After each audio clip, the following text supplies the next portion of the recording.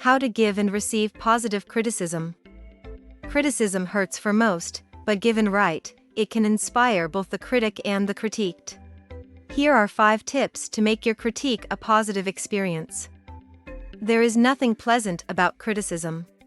Even the best-intentioned critique still stings. People like to be right, correct, and accomplished, and when they're not, it hurts to hear the truth, no matter how nice your critic tries to be. Still, those who strive to improve value direct feedback no matter how painful.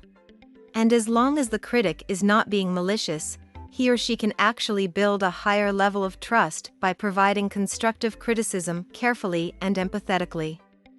So whether you are reviewing an employee, family member, or friend, here are 5 tips for giving criticism in a way it will be appreciated and well received. I also put notes to the receiver as to how you can make the most of the critique. 1. Have clear objectives. Ask yourself what is the best possible outcome of this critique. If you are simply venting with no intention, you won't likely achieve anything but rancor and resentment. Perhaps you are only prolonging an eventual termination, in which case why waste energy and emotion while putting off the inevitable? On the other hand, if you find yourself the target of an attack, see if you can diffuse the situation by asking your critics what they hope to accomplish.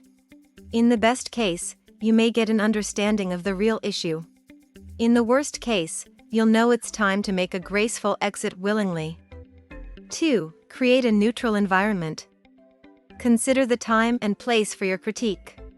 It usually helps not to critique in front of a crowd, which generally leads to humiliation. 3. Use fewer words with more meaning. Your subject has a strong inner voice during a critique and is likely anxious, so keep your critique brief and to the point.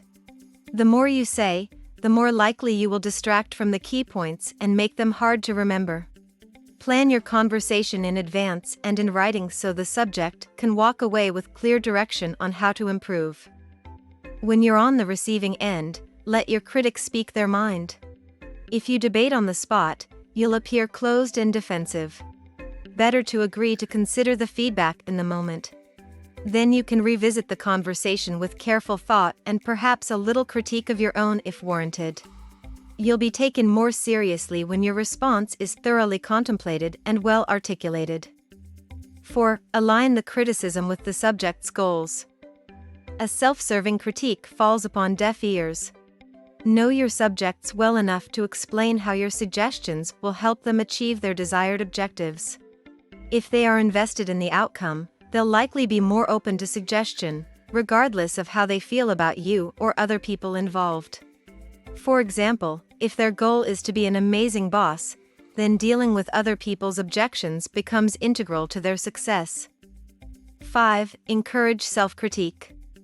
Instead of simply laying out a list of offenses, describe scenarios from an objective viewpoint and ask key questions so your subject can draw their own conclusions about their weaknesses. Lead them with questions to understand from a management perspective why a different behavior is more suitable. When making statements, stay away from direct attacks. Use I language and speak from your own experience.